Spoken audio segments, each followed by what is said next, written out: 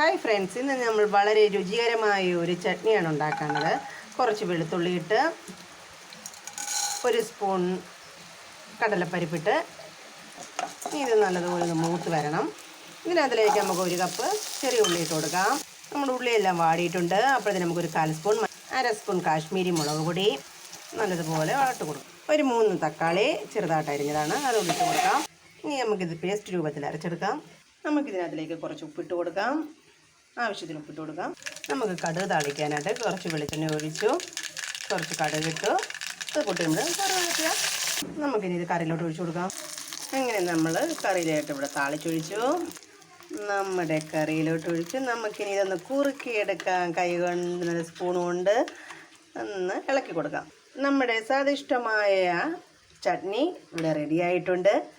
ഇഷ്ടമായ എല്ലാവരും ലൈക്ക് ചെയ്യുക, സബ്സ്ക്രൈബ് ചെയ്യുക, കമൻറ്റ് ചെയ്യുക.